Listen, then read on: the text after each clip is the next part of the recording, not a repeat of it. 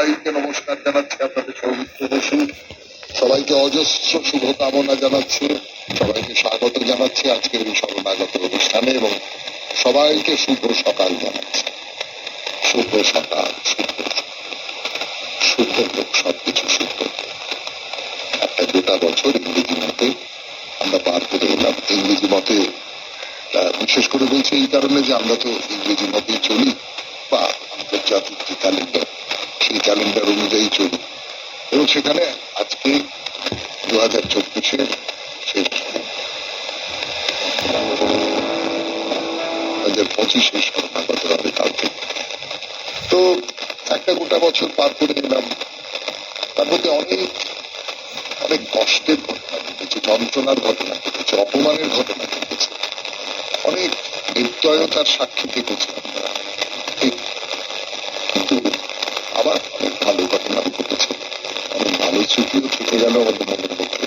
সেটা খুব বড় আন্তর্জাতিক ক্ষেত্রে হতে পারে, রাজ্যের ক্ষেত্রে হতে পারে, দেশের ক্ষেত্রে হতে পারে, আপনার আমার ব্যক্তিগত জীবনের ক্ষেত্রেও হতে পারে না। অনেকগুলো ভালো খারাপ মেশানো এই নিয়ে একটা গোটা বছর পার করে এলাম আমরা। তো কি করব আমরা? সেই পুরোনো দিনগুলোর কথা ভাববো নাকি নতুন দিনের কথা ভাববো? এবং নতুন দিনের কথা ভাবতে গিয়ে আমরা কি ওই খারাপ অভিজ্ঞতাগুলোর কথা মনে রাখবো নাকি ভালো অভিজ্ঞতাগুলোর কথা মনে রাখবো? খারাপ ভালো দুটোই মনে রাখবো, খারাপ থেকে শিক্ষা নেব, ভালো থেকে আনন্দ পাবো। এই সব করে আমাদের এই বছরটা, নতুন বছরে পদার্পণ করবো আমরা। তো বেণীবাঁধবশীলের পঞ্জিকা অনুযায়ী আজকের দিনটার কথা এবার বলি। আজকে 15ই পৌষ 1431, ইংরেজির 31শে ডিসেম্বর 2024, মঙ্গলবার। আজ প্রতিপদ। সূর্যোদয়ের সময় সকাল 6টা বেজে 23 মিনিট, সূর্যাস্তের সময় বিকেল 4টে বেজে 59 মিনিট। পূর্বাষাঢ়া নক্ষত্র। আজকে জন্মে ধনু রাশি, ক্ষত্রিয় বর্ণ, নরদম। আমাদের হোয়াটসঅ্যাপে চিঠি পাঠাবার নাম্বার 9831922927। চিঠির গোড়ায় অতি অবশ্যই SG লিখতে হবে। এবারে তাহলে আজকের অনুষ্ঠান সম্পর্কে বলি। আজকের অনুষ্ঠানের প্রথমে পুরাণ চিরন্তন। পুরাণ চিরন্তনে তো আমরা বলছিলাম যে 64 কলার কথা, তার মধ্যে অনেকগুলো কলা, সেগুলো আদৌ কলা বলা যাবে কিনা, শিল্প বলা যাবে কিনা তাই নিয়ে প্রশ্ন উঠছিল। এবং নানান ধরনের কলা, কেমন করে পাগড়ি পরতে, কেমন করে মাথায় ফুলের গয়না জড়াতে, কেমন করে মালা গাঁথতে হয়, এগুলো শিল্প, এগুলো শিল্প। এগুলোর মধ্যে দিয়েও তো মানুষ নিজের যে আবেগ, নিজের যে মনোভাব, নিজের যে সৌন্দর্য বোধ, সেইগুলোকে প্রকাশ করে। তো এইরকম সব শিল্পের কথা বলছিলাম, আরো শিল্পের কথা বলবো, এই ধরনের আরো শিল্পের কথা বলবো, আরো কলার কথা বলবো, 64 কলার কথা। তারপর স্বামী বিবেকানন্দের রচনা থেকে পাঠ। রচনার নাম মায়া ও মুক্তি। ঠাকুর শ্রী রামকৃষ্ণ পরমহংসদেবের কথামৃত থেকে পাঠ। তারপর স্বামী লোকেশ্বরানন্দজির রচনা থেকে পাঠ। তারপর আপনাদের চিঠিপত্র এবং শেষে বাইরে দিয়ে আমরা আমাদের এই দেশে, ভারতের নানান রাজ্যের একটি করে দেবী মূর্তি, যেমন ছত্তিশগড়ের মহামায়া, তাকে নিয়ে বলা হচ্ছিল, তার মন্দির দর্শন করছি আমরা। এইরকম সব কথা বলতে বলতে দেখতে দেখতে যাচ্ছি। তাহলে 92.7 BFM এর শরণাগত অনুষ্ঠানে এখন একটি গান শুনিনি, গানের পর পুরাণ চিরন্তন। আমি আছি আপনাদের সঙ্গে, আপনাদের সৌমিত্র বসু। পুরাণ চিরন্তনে এর আগের দিন বলেছিলাম এই 64 কলার মধ্যে যেটা, সেটা হচ্ছে মাথায় কিছু একটা জড়ানো। সেটা ছেলেদের ক্ষেত্রে পাগড়ি হতে পারে। পাগড়ি তো উঠেই গেছে প্রায়, মানে আমরা বাঙালিরা তো পাগড়ি পরি না। গান্ধী টুপি পরা হতো এক সময়, ওই ধরনের টুপি পরা হতো, কিন্তু এখন তো পাগড়ি পরাটা বন্ধই হয়ে গেছে। না না না, নতুন একটা চল এসেছে, বিশেষ করে শীতকালে। সেটা হচ্ছে এই মাথা ঢাকবার জন্য নানান রকমের সমস্ত, আর টুপি পরেন অনেকে। আমার খুব প্রিয় একজন মানুষ, মনোজ মিত্র প্রয়াত হলেন, তিনি ওই মাথায় টুপি পরতেন। অধিকাংশ সময় টুপি পরা ছবি তার দেখতে পাওয়া যায়। তো এরপরে আর একটা শিল্পের কথা বলি আপনাদের।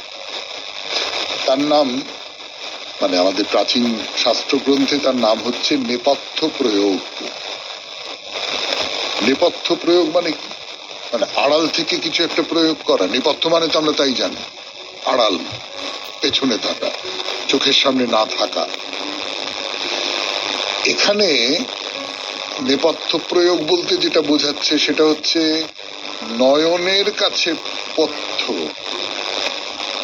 মানে দেখতে ভালো লাগে, সোজা কথা, দেখতে ভালো লাগে এমন সাজগোজ করা, তাকেই বলে নেপথ্য। তো দেখতে ভালো লাগে এই রকম সাজগোজ করাকেই বলা হচ্ছে নেপথ্য প্রয়োগ। দেশ এবং কাল অনুযায়ী বস্ত্র, মাল্য এবং আভরণ যোজনা করে দেহ শোভা সৃষ্টি করার কলাকেই নেপথ্য প্রয়োগ বলা হয়। অর্থাৎ খুব সোজা কথায় যাকে বলে সাজগোজ করা। এই সাজগোজ করাটা একটা শিল্পের অন্তর্গত। বিয়ে বাড়িতে যাচ্ছেন তার একরকম সাজ, শ্রাদ্ধ বাড়িতে যাচ্ছেন তার আর একরকম সাজ। এবং অনেকে আছে দেখবেন, আমরা নিজেরা বলা বলি করি যে কি চমৎকার সাজি। এই সাজের মধ্যে মানে চমৎকার সাজে বলতে আমরা যেটা বুঝি সেটা হচ্ছে যে খুব উচ্চকিত নয়, একেবারেই উচ্চকিত নয়, কিন্তু খুব সুন্দর লাগছে দেখতে, সবটা মিলিয়ে খুব সুন্দর লাগছে। এই বিশেষ করে মহিলারা এরকম কথা বলেন যে কি কি ভালো লাগছে তোমাকে দেখতে আজকে, কি ভালো লাগছে। এটা অন্য সখীকে বলছেন বা কাউকে বলছেন, তিনি একটু সাজগোজ করে এসেছেন। সেই সাজগোজটা, এই সাজগোজটাও কিন্তু একটা কলা, একটা শিল্প। আপনারা বুঝতেই পারছেন যে এটা করতে গেলে একটা পরিশ্রম লাগে, একটা ভাবনা চিন্তা লাগে, একটা সৌন্দর্য বোধ লাগে। নেপথ্য প্রয়োগের নাম। তারপরে এর সূত্র ধরে কতগুলো শিল্প বা কলা আছে, যেমন কর্ণপত্র ভঙ্গ, মানে হাতির দাঁত, শঙ্খ, এই সমস্ত দিয়ে কানের দুল তৈরি করা, কর্ণ শোভা, কানের দুল তৈরি করা। ধরুন গন্ধ যুক্তি, মানে সোজা কথায় পারফিউম, শরীরে পারফিউম মাখা। কি ধরনের পারফিউম মাখবো, কোন অনুষ্ঠানে কি ধরনের পারফিউম মাখলে আমাকে ভালো লাগবে, মানুষজনের ভালো লাগবে, আমাকে সেই অনুষ্ঠানের পক্ষে উপযোগী হব আমি। আমাদের প্রাচীনকালে, মানে আমাদের এরকম একটা ধারণা তো আছে যে প্রাচীনকালের লোকেরাও তারা আর কি জানতো, তারা যে কত কি জানতো, এবং আমাদের আজকের পক্ষেও প্রায় চিত্তাকর্ষক এরকম কত কি জানতো, সেটা ভেবে বেশ অবাক লাগে, তাই না? 92.7 বিগ এফএম এ শরণাগত অনুষ্ঠানে শুনছেন পুরাণ চিরন্তন। ফিরে আসছি গানের পর। গানের পর 92.7 বিগ এফএম এ শরণাগত অনুষ্ঠানে শুনছেন পুরাণ চিরন্তন। আর একটা কলার কথা বলি আপনাদের, ভূষণ যোজনা। এটা আপনারা বুঝতেই পাচ্ছেন যে এই কথাটার মানে কি, এই শিল্পটার মানে কি, যে কোন গয়না কখন পরবে, মানে নিজেকে সাজানো। এইটা প্রাচীনকালে কিন্তু একটা খুব গুরুত্বপূর্ণ ব্যাপার ছিল, যে নিজেকে কিরকম করে সাজাবে, কোন গয়না তুমি পরবে। মেয়েরা তো বটেই, ছেলেরাও গয়না পরতেন। তো এইসব অলংকার যোজনা, ভূষণ যোজনা, এটা দু রকমের হতে পারে। একটাকে বলে সংযোজ্য, আর একটাকে বলা হয় অসংযোজ্য। সংযোজ্য অলংকার হচ্ছে যেগুলো খুলে রাখা যায়, আবার অন্য জায়গা থেকে নিয়ে পরা যায়। গলায় মালা পরলাম, বাড়ি এসে খুলে রেখে দিলাম, এরকম সব হচ্ছে সংযোজ্য অলংকার। তো নানান জায়গায় গলায় মালা হতে পারে, হাতে চুড়ি হতে পারে। আর অসংযোজ্য অলংকার হলো সেগুলো যেগুলো শরীর থেকে খোলবার প্রয়োজন হয় না। তো এই অলংকার যোজনাও কিন্তু ওই নেপথ্য রচনা বা সাজসজ্জার অঙ্গ। দেখুন কত রকমের শিল্পের কথা বলা হচ্ছে। আর একটা শিল্পের কথা বলি, এটা তো নিশ্চিতভাবে খুব বড় মাপের শিল্প, এবং এই বড় মাপের শিল্পের একজন বড় মাপের শিল্পী আমাদের মধ্যে ছিলেন, এবং তার পুত্র আছেন, আমাদের খুব গর্বের মানুষ তারা। এবং তার বাইরে এইরকম শিল্পী আরো অনেকে আছেন। কি শিল্প? এই ঐন্দ্রজাল যোগ ব্যাপারটা কি? ইন্দ্রজাল বিদ্যা, মেসমারিজমও বলা যায়। ইন্দ্রজালের মাধ্যমে অন্যের কাছে নিজেকে দেবতা বলে প্রতিপন্ন করা, মায়া তৈরি করা। আমি ভূমিকা হিসেবে যাদের কথা বলছিলাম আপনারা বুঝতেই পাচ্ছেন, জাদুকর পিসি সরকারের কথা বলছিলাম, সিনিয়র এবং জুনিয়র দুজনের কথাই বলছিলাম। তার বাইরে আরো অনেক জাদুকর আছেন যারা আমাদের একেবারে সম্মোহিত করে দেন। মানে জাদুর অনুষ্ঠান দেখতে গেলে আমাদের একেবারে সম্মোহিত হয়ে যেতে হয়, এবং এইটা কাজেও লাগে। আমরা তো আমাদের পুরাণে এরকম পড়েছি যে নানান রকম মায়া জাল বিস্তার করা হলো, নানান রকম ইন্দ্রজাল বিস্তার করা হলো। এরকম অজস্র গল্প আছে। রামায়ণে ইন্দ্রজিৎ রামচন্দ্র তার সেনাবাহিনীর সামনে মায়া সীতাকে বধ করা হলো, ইন্দ্রজাল বিদ্যার প্রয়োগ। তো এই 64 কলার মধ্যে আমরা প্রায় 20টা কলা নিয়ে কথা বলে ফেলেছি, আর এখনো অনেক কলা বাকি। আপনাদের কিরকম লাগছে আপনারা জানাবেন 92.7 বিগ এফএম এ শরণাগত অনুষ্ঠানে। এখন একটু গান শুনি, গানের পর স্বামী বিবেকানন্দের রচনা থেকে পাঠ, মায়া ও মুক্তি। বিগ এফএম এ শরণাগত অনুষ্ঠান শুনছেন, আমি আছি আপনাদের সঙ্গে, আপনাদের সৌমিত্র বসু। মায়া ও মুক্তি স্বামী বিবেকানন্দের রচনা থেকে পর্যায়ক্রমে পড়ে শোনাচ্ছি আপনাদের। বুদ্ধদেব বোধি বৃক্ষের নিম্নে বসিয়া দৃঢ়স্বরে যাহা বলিয়াছেন, সে কথা যে প্রাণ হইতে বলিতে পারে সেই কেবল ধার্মিক হইবার যোগ্য। সংসারী হইবার ইচ্ছা তাহারও হৃদয় একবার উদিত হইয়াছিল, তখন তাহার এই অবস্থা। তিনি স্পষ্ট বুঝিতেছেন এই সাংসারিক জীবনটা একেবারে ভুল, অথচ ইহা হইতে বাহির হইবার কোনো পথ আবিষ্কার করিতে পারিতেছেন না। প্রলোভন একবার তাহার নিকট আবির্ভূত হইয়াছিল, সে যেন বলিল, সত্যের অনুসন্ধান পরিত্যাগ করো, সংসারে ফিরিয়া গিয়া পূর্বেকার মতো প্রতারণাপূর্ণ জীবনযাপন করো, সকল জিনিসকে তাহার ভুল নামে ডাকো, নিজের নিকট ও সকলের নিকট দিনরাত মিথ্যা বলিতে থাকো। কিন্তু সেই মহাবীর অতুল বিক্রমে তৎক্ষণাৎ উহাকে জয় করিয়া ফেলিলেন। তিনি বলিলেন, কেবল খাইয়া পড়িয়া মূর্খের মতো জীবনযাপন অপেক্ষা মৃত্যু ও শ্রেয়। পরাজয়ের জীবনযাপন অপেক্ষা যুদ্ধক্ষেত্রে মরা শ্রেয়। ইহাই ধর্মের ভিত্তি। যখন মানুষ এই ভিত্তির উপর দণ্ডায়মান হয়, তখন সে সত্য লাভ করিবার পথে চলিয়াছে, সে ঈশ্বর লাভ করিবার পথে চলিয়াছে বুঝিতে হইবে। ধার্মিক হইবার জন্য প্রথমেই এই দৃঢ় প্রতিজ্ঞা আবশ্যক। আমি নিজের পথ নিজে করিয়া লইব, সত্য জানিব অথবা এই চেষ্টায় প্রাণ দিব। কারণ সংসারের দিকে তো আর কিছু পাইবার আশা নাই, ইহা শূন্য, ইহা প্রতিদিন লয় পাইতেছে। আজিকার সুন্দর আশাপূর্ণ তরুণ, আগামীকাল বৃদ্ধ।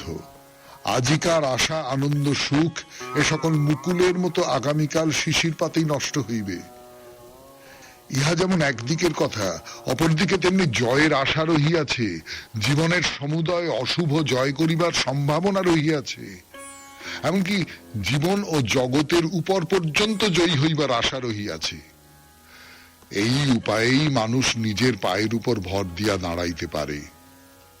অতএব যাহারা এই জয়লাভের জন্য, সত্যের জন্য, ধর্মের জন্য চেষ্টা করিতেছে, তাহারাই ঠিক পথে রহিয়াছে, এবং বেদ সকল ইহাই প্রচার করেন, নিরাশ হইও না। পথ বড় কঠিন, যেন ক্ষুরধারের ন্যায় দুর্গম, তাহা হইলেও নিরাশ হইও না। উঠো, জাগো এবং তোমাদের চরম আদর্শে উপনীত হও। শুনলেন স্বামী বিবেকানন্দের রচনা থেকে পাঠ, মায়া ও মুক্তি। 92.7 বিগ এফএম এ শরণাগত অনুষ্ঠানে এবারে গান, গানের পর ঠাকুর শ্রী রামকৃষ্ণ পরমহংসদেবের কথা অমৃত।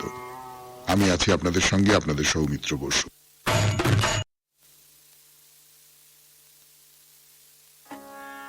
গান শেষ, কথা শুরু। ঠাকুর শ্রী রামকৃষ্ণ পরমহংসদেবের কথা, অমৃত কথা, কথা অমৃত।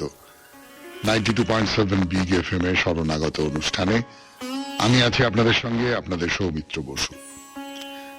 কেশবচন্দ্র সেন আর ঠাকুর শ্রী রামকৃষ্ণ পরমহংসদেব, তাদের মধ্যে নানান কথোপকথন, তাদের মধ্যেকার যে সম্পর্ক, সেই সব নিয়ে কথাবার্তা হচ্ছিল আমাদের এই শরণাগত অনুষ্ঠানে। তো নানান জায়গায় কেশবচন্দ্র সেনকে শ্রী রামকৃষ্ণ পরমহংসদেব নানান রকম উপদেশ দিয়েছেন। কেশবচন্দ্র সেন মিরর বলে একটা পত্রিকা, সেই সময়কার খুব বিখ্যাত পত্রিকা, সেই মিরর পত্রিকায় লিখেছিলেন যে আমরা অল্পদিন হইল দক্ষিণেশ্বরে পরমহংস রামকৃষ্ণকে বেলঘরের বাগানে দর্শন করিয়াছি। তাহার গভীরতা, অন্তর্দৃষ্টি, বালক স্বভাব দেখিয়া আমরা মুগ্ধ হইয়াছি। তিনি শান্ত স্বভাব, কোমল প্রকৃতি, আর দেখিলে বোধ হয় সর্বদা যোগেতে আছেন। এখন আমাদের বোধ হইতেছে যে হিন্দু ধর্মের গভীরতম প্রদেশ অনুসন্ধান করিলে কত সৌন্দর্য, সত্য ও সাধুতা দেখিতে পাওয়া যায়। তা না হইলে পরমহংসের ন্যায় ঈশ্বরীয় ভাবে ভাবিত যোগী পুরুষ কিরূপে দেখা যাইতেছে। 1876 জানুয়ারি মাসের মাঘোৎসবে কেশবচন্দ্র সেন টাউন হলে বক্তৃতা দিলেন। তার বিষয় হচ্ছে ব্রাহ্ম ধর্ম ও আমরা কি শিখিয়াছি, আওয়ার ফেইথ অ্যান্ড এক্সপিরিয়েন্সেস। তাহাতেও হিন্দু ধর্মের সৌন্দর্যের কথা অনেক বলিয়াছিলেন। আমি কথামৃত থেকে পড়ে শোনালাম আপনাদের। এই কথাটা বলবার জন্য বা বোঝাবার জন্য যে ব্রাহ্ম ধর্মের জন্ম হয়েছিল হিন্দু ধর্ম থেকে। দেবেন্দ্রনাথ ঠাকুরের মনে হয়েছিল যে হিন্দু ধর্মের মধ্যে নানান রকম সমস্ত লোকাচার, নানান রকমের সমস্ত আবর্জনা, জঞ্জাল, নানান কিছু একটা বড় স্রোত বয়ে চলেছে, তার মধ্যে নানান রকম সবকিছু জমা হয়েছে, সেগুলোকে সরিয়ে পরিষ্কার করে একটা ধর্মমত তৈরি করা দরকার। এবং সেই ধর্মমত তৈরি করতে গিয়ে একটা নিরাকার সাধনার পদ্ধতি তিনি তৈরি করলেন। তার মধ্যে কেবলমাত্র হিন্দু ধর্মের কথাই ছিল এমনটা নয়, ইসলামী ধর্মেরও নানান রকমের প্রকার, নানান কিছু দেবেন্দ্রনাথ ঠাকুরের এই ব্রাহ্ম ধর্মের মধ্যে চলে এসেছে। তার ভেতরে ওই ধরনের কোনো গোঁড়ামি ছিল না। যে কোনো মহৎ পুরুষের মধ্যে ওই ধরনের কোনো গোঁড়ামি থাকে না। যে কোনো মহৎ মানুষ যারা, তাদের মধ্যেই গোঁড়ামি থাকে না। কেশবচন্দ্র সেন আবার ঠাকুর শ্রী রামকৃষ্ণ পরমহংসদেবের সংস্পর্শে এসে খানিকটা এই যে হিন্দু ধর্ম, মানে যেখান থেকে ব্রাহ্ম ধর্মের উদ্ভব হয়েছিল এবং ব্রাহ্ম ধর্ম নিজেকে আলাদা করে নিতে চাইছিল, সেই দিকে আবার সরে যেতে চাইছে কেশবচন্দ্র সেনের যে ধর্মমত। তার একটা বড় কারণ ঠাকুর শ্রী রামকৃষ্ণ পরমহংসদেবকে দেখা। এই রকমের একজন মানুষ, তিনি তার নিজের ভাষাতেই তিনি কি বলেছেন সেটা বললাম আপনাদের, মানে তার বাংলা অনুবাদটা বললাম আপনাদের। এই রকমের একটা গভীর আসক্তি ঠাকুর শ্রী রামকৃষ্ণ পরমহংসদেব সম্পর্কে তার মনের মধ্যে তৈরি হয়েছে। শুনছেন কথামৃত 92.7 বিগ এফএম এ শরণাগত অনুষ্ঠানে। ফিরে আসছি গানের পর। বলি আপনাদের কেশবচন্দ্র সেনের সঙ্গে ঠাকুর শ্রী রামকৃষ্ণ পরমহংসদেবের সাক্ষাৎ। এটা হচ্ছে, তারিখটাও বলে দেওয়া হয়েছে কথামৃতে, 1879 সালের 29 অক্টোবর বুধবার, বাংলার 13ই কার্তিক 1286, কোজাগরী পূর্ণিমা। বেলা 1টার সময় কেশবচন্দ্র সেন ভক্তদের নিয়ে ঠাকুর শ্রী রামকৃষ্ণ পরমহংসদেবকে দক্ষিণেশ্বরে দর্শন করতে গেছেন। স্টিমার এসেছে, সঙ্গে একটা বজরা এসেছে, 6টা নৌকো এসেছে, 2টো ডিঙি এসেছে। প্রায় 80 জন ভক্ত মিলে কেশবচন্দ্র ঠাকুর শ্রী রামকৃষ্ণ পরমহংসদেবকে দর্শন করতে এসেছেন। সঙ্গে পতাকা আছে, ফুল আছে, খোল করতাল ভেরি আছে। সেগুলো বাজাতে বাজাতে বাজাতে বাজাতে হই হই করতে করতে করতে করতে তারা ঠাকুরকে দর্শন করতে এসেছেন। এই যে এই পতাকা, পুষ্পবল্লভ, খোল করতাল ভেরি, কীর্তন গান, এগুলো তো ব্রাহ্ম সমাজের মধ্যে ছিল না। এইগুলো কেশবচন্দ্র সেন নিয়ে আসছেন হিন্দু ধর্ম থেকে, এবং গান গাইতে গাইতে আসছেন। সুরধ্বনির তীরে হরি বলে কে, বুঝি প্রেমদাতা নিতাই এসেছে, গাইতে গাইতে গাইতে গাইতে আসছেন।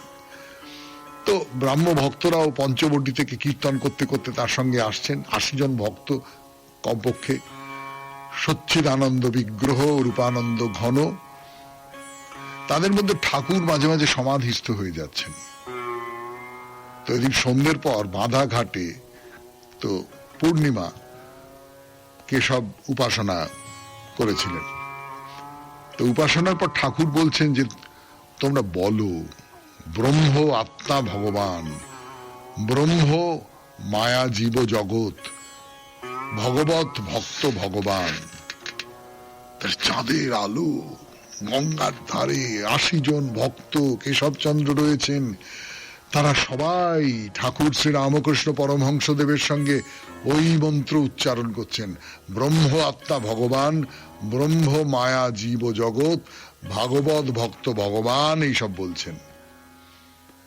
তো ঠাকুর বলছেন বলো গুরু কৃষ্ণ বৈষ্ণব। তখন কেশবচন্দ্র হাসতে হাসতে বলছেন না না, এখনই না, এখনই অত দূর নয়। গুরু কৃষ্ণ বৈষ্ণব আমরা যদি বলি লোকে বলবে গোঁড়া। ঠাকুর হাসছেন, বলছেন বেশ, তোমরা যতদূর পারো তাই বলো। শুনলেন কথা অমৃত থেকে পাঠ 92.7 বিগ FM এ শরণাগত অনুষ্ঠানে। এরপর গানের পর স্বামী লোকেশ্বরানন্দের রচনা থেকে পড়ে শোনাবো। রচনার নাম আমার পরিবর্তন আছে, মৃত্যু নেই। ফিরে আসছি, একটু গান শুনে নি। স্বামী লোকেশ্বরানন্দের রচনা থেকে পাঠ আমার পরিবর্তন আছে, মৃত্যু নেই। মেঘের মুখ দিয়ে শেলি তার কবিতায় এই যে কথাটি বলেছেন তা হিন্দুর আত্মা সম্পর্কীয় ধারণার প্রতিধ্বনি। শেলি নিজে কখনো কোনো হিন্দু ধর্মশাস্ত্র পড়েছিলেন কিনা সে সম্পর্কে কোনো তথ্য পাওয়া যায় না। কোনো পরোক্ষ সূত্রের মাধ্যমে তিনি এই ধারণার সঙ্গে পরিচিত হয়েছিলেন কিনা তাও অজ্ঞাত। তবে কোন জাতির বিশেষ কোনো চিন্তা তাদের দেশের সীমা অতিক্রম করে কেমন ভাবে সকলের অলক্ষ্যে সর্বত্র ছড়িয়ে পড়ে, এটি তার আরেকটি দৃষ্টান্ত। অবশ্য চিন্তা ভাবনার ক্ষেত্রে কোনো জাতি বা সম্প্রদায়ের একচেটিয়া অধিকার আছে কিনা তা নিয়ে সঙ্গত কারণেই প্রশ্ন উঠতে পারে।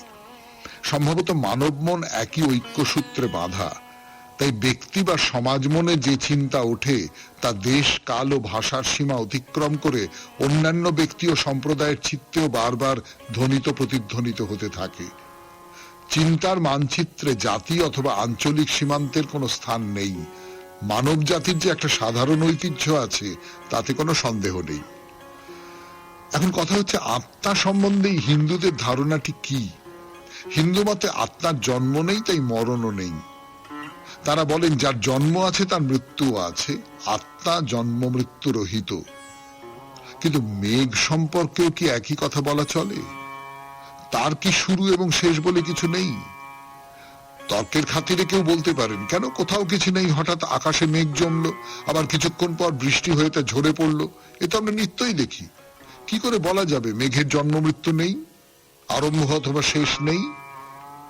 তার উত্তর এই, মেঘ যখন বলে তার মৃত্যু নেই তখন তার তাৎপর্য হলো যে বস্তু দিয়ে সে তৈরি তা সর্বদা অক্ষতই থাকে। মেঘ একথা বলে না তার কোনো পরিবর্তন নেই, আছে, কিন্তু সে কেবল তার রূপের, আকার বা আকৃতির। যাকে বিনাশ বলা হচ্ছে তার রূপান্তর ছাড়া কিছুই নয়। ছিল মেঘ, হলো জল, আবার যখন জন্মালো তখন তার রূপ বদলে গেল, ছিল জল হলো মেঘ। হিন্দু মতে জন্ম এবং মৃত্যু দুটি রূপের পরিবর্তন। যখন কেউ মারা যায় তখনও তার ঠিক এমনটি হয়ে থাকে, কেবল দেহের পরিবর্তন, এক দেহ ছেড়ে আর এক দেহে যাওয়া। জামা পুরনো হয়ে গেলে আমরা যেমন সেটি ফেলে দিয়ে আরেকটি নতুন জামা পরি, এও তাই। কিন্তু আত্মা যেমন তেমনি থাকেন, তিনি অপরিবর্তনীয়, অবিকৃত। মৃত্যুর পরেও যে আত্মা থাকে তার কোনো প্রমাণ আছে কি? এখনো পর্যন্ত এমন কোনো প্রমাণ দেওয়া যায়নি যা সব সংশয়ের ঊর্ধ্বে। তবে হ্যাঁ, এমন কিছু মানুষ জন্মান যারা দাবি করেন অতীত জীবনের বহু ঘটনা তাদের মনে আছে। আগের জন্মে তারা কোথায় থাকতেন, তাদের বাবা মার কথা, জীবনের নানা অভিজ্ঞতার কথা তারা বলে যান। কখনো কখনো তাদের কথাবার্তা পরীক্ষা করেও দেখা গেছে তারা যা দাবি করেছেন তা আশ্চর্যজনকভাবে সত্য। প্রশ্ন হতে পারে, তাহলে সকলেই কেন তাদের অতীত পরিচয় অথবা পূর্ব জীবনের কথা মনে করতে পারেন না? এর একটা সম্ভাব্য ব্যাখ্যা এই হতে পারে, এটা মনের খেয়াল। বাস্তবিক আমরা দেখতে পাই মানুষ যা দেখে বা শোনে তার সবটুকুই সে মনে রাখতে পারে না। কখনো কখনো ছোটখাটো অপ্রয়োজনীয় ঘটনা তার বেশ স্মরণে থাকে, অথচ একসময় যেসব ঘটনা তার কাছে খুব গুরুত্বপূর্ণ মনে হয়েছিল দেখা যায় সেগুলি হয়তো সে ভুলে গেছে।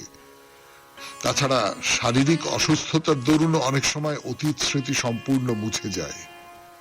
মৃত্যুও সেরকম একটি ঘটনা বা অভিজ্ঞতা যার পর আমাদের স্মৃতি পুরোপুরি মুছে যায়। কিন্তু আত্মা কি দিয়ে তৈরি কেউই জানে না। এইটুকু শুধু জানা গেছে যে এটি আমাদের সত্তার প্রাণবস্তু, সারাৎসার। আত্মা আছে বলেই সব আছে, দেহ, মন, বুদ্ধি সবকিছুই। এক কথায় ব্যক্তির সবকিছুই আত্মার সত্তায় সত্তাবান। স্বভাবতই আমাদের মনে প্রশ্ন জাগে, আত্মা কতগুলি? হিন্দুদের বিশ্বাস আত্মা প্রকৃতপক্ষে একটি, কিন্তু নাম ও রূপের বৈচিত্র্যের জন্য মনে হয় আত্মা বুঝি অনেক। নাম ও রূপ বাইরের একটা চাপানো জিনিস, তাই তাদের পরিবর্তন হয়, কিন্তু আত্মা অপরিবর্তনীয়, নিত্য সত্য। মেঘের মতো যেন তার পরিবর্তন ঘটে, কিন্তু এই পরিবর্তন নাম ও রূপের পরিবর্তন। মূল সত্তা অবিনাশী, তার মৃত্যু নেই। শুনলেন স্বামী লোকেশ্বরানন্দের রচনা থেকে পাঠ, আমার পরিবর্তন আছে, মৃত্যু নেই। ফিরে আসছি গানের পর 92.7 বিগ এফএম এ শরণাগত অনুষ্ঠানে। এরপর আপনাদের চিঠিপত্র। এবারে চিঠিপত্র 92.7 বিগ এফএম এ শরণাগত অনুষ্ঠানে। আজকে চিঠিটি লিখেছেন সোমালি সান্যাল, দমদম ক্যান্টনমেন্ট থেকে। ভালো থাকার উপায় নিয়েই তার ভাবনা। দেখা যাক তিনি কি লিখেছেন।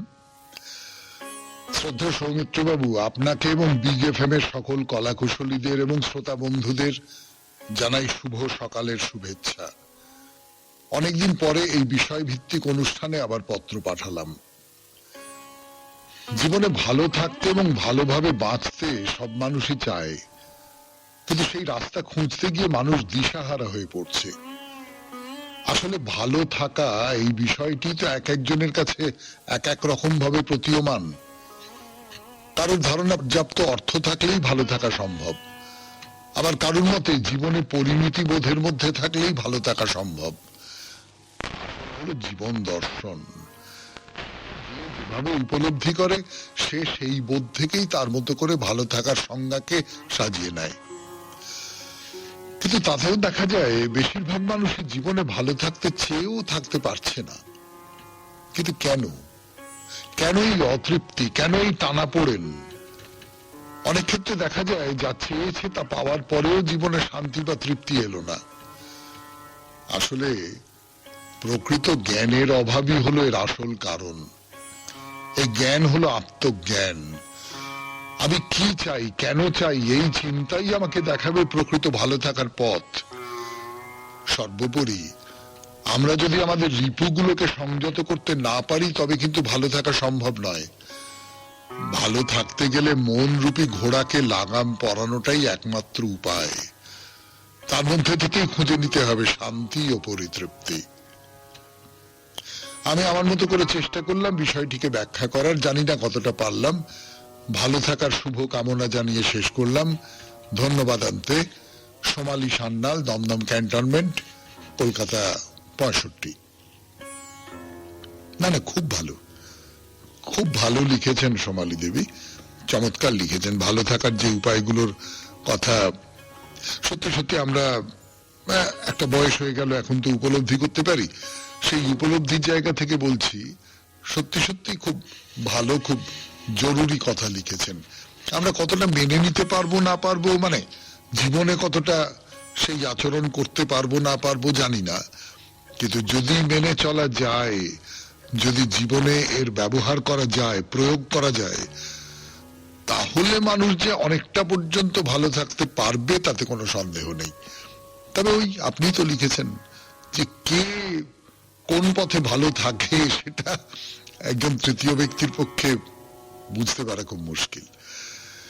যাই হোক, আপনাকে অনেক ধন্যবাদ। এরপর বাইরে দূরে 92.7 বিগ এফএম এ শুনছেন জীবনের সহজ পাঠ, শরণাগত।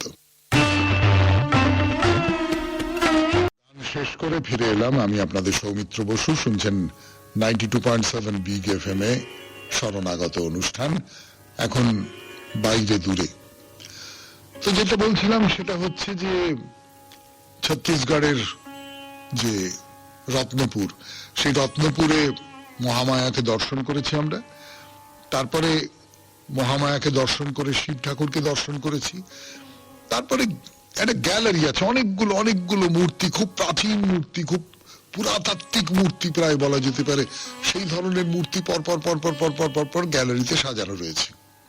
অনেক প্রাচীন মূর্তি রয়েছে। যেমন ধরা যাক তার মধ্যে শ্রী বিষ্ণু আছেন, মহাবীর স্বামীজি আছেন, উমা মহেশ্বর আছেন, কাছেই হনুমানজি আছেন, তার একটি ছোট মন্দির আছে তার মধ্যে। এরকম বহু বহু মন্দির আছে এখানে, বহু মন্দির। দেবী ভদ্রকালী আছেন, ছোট্ট একটা মূর্তি মন্দিরের ভেতরে আছেন। কালো ভৈরব, মা মহিষমর্দিনী। এই মা মহিষমর্দিনী মূর্তির দিকে তাকিয়ে মনে হয় যে ইনি তো ঠিক আমাদের চেনা দুর্গা মূর্তির মতো নন। না, সারা অঙ্গ দেখবার কোনো উপায় নেই, আগেই বলেছি, কাপড় দিয়ে ঢাকা এবং তার মধ্যে মালা ফুল ইত্যাদি ইত্যাদি এই সমস্ত কিছু তো আছেই, কিন্তু শুধু মুকুট পরা মুখটুকু বেরিয়ে রয়েছে। সেইটা দেখে মনে হয় যে এই মহিষমর্দিনী আমাদের চেনা দুর্গার মূর্তির মতো নয়। আর হনুমানজির কথা বলছিলাম, হনুমানজিকে তো থাকতেই হবে, যে কোনো মন্দিরে হনুমানজিকে থাকতেই হবে। মন্দিরের গায়ে অসামান্য সমস্ত কাজ রয়েছে, জানেন, অসামান্য সুন্দর সমস্ত কাজ, অপূর্ব কারুকার্য। তো তামার তৈরি সমস্ত কারুকার্য, নানান পৌরাণিক উপাখ্যান আছে তার মধ্যে, এবং কি অবিশ্বাস্য কুশলতায় সেগুলোকে খুদে খুদে খুদে খুদে খুদে খুদে খোদাই করে করে করে করে বার করা হয়েছে। এই একটা কথা এই মন্দির সম্পর্কে বিশেষ করে বলতে হবে, সেটা হচ্ছে এই যে এত বড় একটা চত্বর, এখানে তো একটাই মন্দির আছে এমনটা নয়। মা মহামায়ার মন্দিরটাই আছে শুধু, তার বাইরে আর কোনো মন্দির নেই এরকমটা কিছুতেই বলা যাবে না। অনেক মন্দির আছে, অনেক দেবস্থান আছে, অনেক দর্শনীয় স্থান রয়েছে, কিন্তু এই এত রকমের মন্দির এবং বেশিরভাগটাই ছোট ছোট ছোট ছোট অনেক মন্দির, মানে মহামায়া যে মন্দিরটা দেখলাম সেটাও তো অপূর্ব কারুকার্য, কিন্তু ছোট্ট মন্দির। এই সমস্তটা কিন্তু মাথার উপরে ছাদ দিয়ে ঢাকা, মাথার উপরে একটা আবরণ রয়েছে, একটা আস্তরণ রয়েছে। এবং এই যে এত লোক এইসব মন্দিরের মধ্যে মন্দির দর্শন করতে আসছেন, তারা নিজেরা কথা বলছেন, নিজেদের মধ্যে নানান রকম কথা বলছেন, এই সমস্তটা জুড়ে না কিরকম একটা গম গম গম গম গম গম গম গম করে আওয়াজ হচ্ছে। খুব খুব চমৎকার লাগে, পুরো পরিবেশটা খুব অন্যরকম হয়ে যায়। তবে একটা কথা বলবো, বলেই ফেলি আর কি, মানে আমার একটু বয়স হয়েছে বলেই হয়তো কতগুলো ছুত মার্গ এসে গেছে আমার মনের মধ্যে। এই মানে আমাকে গালবন্ধ করতে পারেন, কিন্তু এই যে মন্দির জুড়ে অপূর্ব কারুকাজ, তার সামনে দাঁড়িয়ে যখন মানুষজন সেলফি তোলেন না, তখন কোথাও একটা ভেতর থেকে বিরক্তি তৈরি হয়। এই যে কেউ একটা আদেকলেপনা, সেলফি তোলা হচ্ছে, হো হো করে খিলখিল করে হাসা হচ্ছে, এই কথাটা বলে ফেললাম না, তার জন্য আমার লজ্জা করছে না, কিন্তু আপনারা জানি না কে কিভাবে দেখবেন। তো যাই হোক, যেটা বলছিলাম সেটা হচ্ছে যে মন্দিরটা যেন কেমন একটা প্রদর্শনশালার মতো মনে হচ্ছে, প্রদর্শনশালা। এই মন্দিরের কথা আরো বলবার জন্য ফিরে আসছি গানের পর। 92.7 বিগ এফএম এ শুনছেন শরণাগত। আমি আছি আপনাদের সঙ্গে, আপনাদের সৌমিত্র বসু। এলাম আপনাদের সৌমিত্র বসু 92.7 বিগ এফএম এ শরণাগত অনুষ্ঠানে। শরণাগত শেষ করবো এবার। আজকে শরণাগত প্রদর্শনশালার মতন লাগছে, এই যে এতগুলো মন্দির, এত সবকিছু, চারপাশে মানুষজন ঘুরে বেড়াচ্ছেন, সেলফি তুলছেন, গল্প করছে, চিৎকার করছে। তো যেতে যেতে যেতে যেতে একটা লাল রঙের বেদি, তার উপরে দেবী মহামায়া মন্দিরের ভেতরে যে আছেন, সেই যে মুখ, সেই মুখটা এখানে দেখা যাচ্ছে। আসলে মন্দিরের মধ্যে অবিরত ভিডিও চলছে, অবিরত ক্যামেরায় তুলে রাখা হচ্ছে ভেতরকার যে পুজো টুজো হচ্ছে ইত্যাদি ইত্যাদি, ভেতরে যা কিছু সেইগুলো ক্যামেরায় দেখা যাচ্ছে। এবং এই মহামায়াকে কিভাবে পুজো করা হচ্ছে তার ছবি বাইরে বড় একটা বোর্ডে দেখানো হচ্ছে। আমি এটা দেখেছি বারাণসীতে, বেনারসেও ঘাটে, দশাশ্রমের ঘাটে একটা বড় বোর্ড আছে, এবং সেখানে ওই মন্দিরের ভেতরে কিভাবে পুজো আচ্ছা হচ্ছে, কি হচ্ছে না হচ্ছে, দর্শনার্থীরা কিভাবে এসেছেন, একেবারে মন্দিরের ভেতরে ক্যামেরা ঠিক করে দেওয়া রয়েছে, এবং সেখান থেকে ছবি বাইরে অত মানুষের মধ্যে চলে যাচ্ছে। তো আরো আরো আরো সব নানান জায়গা, নানান কিছু দেখলাম। এবারে সেখান থেকে বাইরে বেরিয়ে এলাম। বাইরে বেরিয়ে এসে একটা ঘর, সেখানে লালের ওপর হলুদ দিয়ে লেখা রয়েছে দৈনিক ভোগ ও প্রসাদ। তার মানে এখানে আপনি ভোগ প্রসাদ দিতে পারবেন, একটা কাউন্টার থেকে প্রসাদ দেওয়া হচ্ছে, এবং হাত বাড়ালেই প্রসাদ পেয়ে যাবেন। অল্প, খুব বেশি নয়, কিন্তু সেই ভোগ মাথায় ঠেকিয়ে গ্রহণ করুন। তার মধ্যে মহামায়ার করুণা মিশে আছে, সেই বিশ্বাস থেকে তাকে গ্রহণ করুন। কিন্তু অন্য অনেক জায়গায় যেমন আছে ভোগ পয়সা দিয়ে ভোগ করা হয়, এবং সেই ভোগ খাওয়া যায়, বেশ অনেকক্ষণ ধরে পেট ভরে খাওয়া যায়, বাড়িতে নিয়ে যাওয়া যায়, এরকম এখানে সেই রকমটা বলা যাবে না। এই হলো মহামায়ার মন্দিরের কথা। মন্দির দর্শন তো হলো। এবারে এই মন্দির প্রতিষ্ঠার পেছনে একটা গল্প আছে।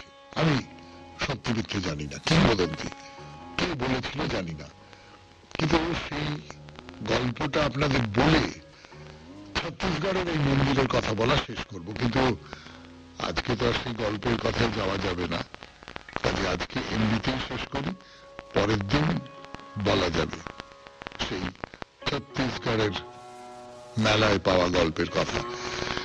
তাহলে আজকের মতো শেষ করি। শরণাগত আমাদের হোয়াটসঅ্যাপে চিঠি পাঠাবার নাম্বার 9831922927। চিঠির গোড়ায় অতি অবশ্যই SG লিখতে হবে। কবিতা দিয়ে শেষ করি, রবীন্দ্রনাথের কবিতা। ওগো শীত, ওগো শুভ্র হে তীব্র নির্মম, তোমার উত্তর বায়ু দুরন্ত দুর্দম অরণ্যের বক্ষহানি।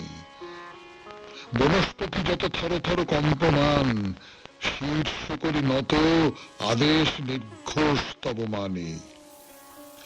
জীর্ণতার মোহবন্ধ ছিন্ন করো, এ বাক্য তোমার ফিরিছে প্রচার করে জয়ডঙ্কা তব দিকে দিকে।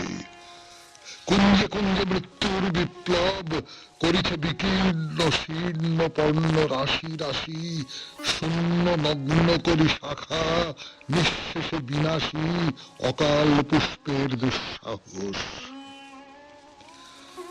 হে নির্মল, সংশয় উদ্বিগ্ন চিত্তে পূর্ণ কর বল। মৃত্যু অঞ্জলিতে ভরো অমৃতের ধারা, ভীষণের স্পর্শঘাতে কর শঙ্কা হারা। শূন্য করি দাও মন, সর্বশান্ত ক্ষতি অন্তরে ধরুক শান্ত উদাত্ত মূরতি। হে বৈরাগী, অতীতের আবর্জনা ভার সঞ্চিত লাঞ্ছনা গ্লানি শ্রান্তি ভ্রান্তি তার সম্মার্জন করি দাও। বসন্তের কবি শূন্যতার শুভ্র পত্রে পূর্ণতার ছবি লিখে আসি। সে শূন্য তোমারই আয়োজন, সেই মতো মোর চিত্তে পূর্ণের আসন। মুক্ত কর রুদ্র হস্তে, কুজ্ঝটিকা রাশি রাখুক পুঞ্জিত করি প্রসন্নের হাসি। বাজুক তোমার শঙ্খ মোর বক্ষতলে নিঃশঙ্ক দুর্জয়। কঠোর উদগ্র বলে দুর্বলের কর তিরস্কার, অট্টহাস্যে নিষ্ঠুর ভাগ্যের পরিহাস, হীন শ্বাসে আরাম করুক ধূলিসাৎ। হে নির্মম গদ্যহরা সর্বনাশা, নমো নমো নমঃ। শুনলেন রবীন্দ্রনাথের কবিতা 92.7 বিগ FM এ শরণাগত অনুষ্ঠানে। আজকের মতো শরণাগত এখানেই শেষ করছি। সবাই খুব ভালো থাকবেন, আনন্দে থাকবেন। নমস্কার। নমস্কার জানাচ্ছি আপনাদের সৌমিত্র বসু। সবাইকে অজস্র শুভকামনা জানাচ্ছি, সবাইকে স্বাগত জানাচ্ছি আজকের এই শরণাগত অনুষ্ঠানে এবং সবাইকে শুভ সকাল জানাচ্ছি। শুভ সকাল, শুভ হোক, সবকিছু শুভ। একটা গোটা বছর ইংরেজি মতে আমরা পার করে এলাম। ইংরেজি মতে বিশেষ করে বলছি এই কারণে যে আমরা তো ইংরেজি মতেই চলি, বা আন্তর্জাতিক যে ক্যালেন্ডার সেই ক্যালেন্ডার অনুযায়ী চলি, এবং সেখানে আজকে 2024 শেষ 2025 শরণাগত হবে কালকে। তো একটা গোটা বছর পার করে এলাম, তার মধ্যে অনেক অনেক কষ্টের ঘটনা ঘটেছে, যন্ত্রণার ঘটনা ঘটেছে, অপমানের ঘটনা ঘটেছে, অনেক নির্দয়তার সাক্ষী থেকেছে আমরা, ঠিক। কিন্তু আবার অনেক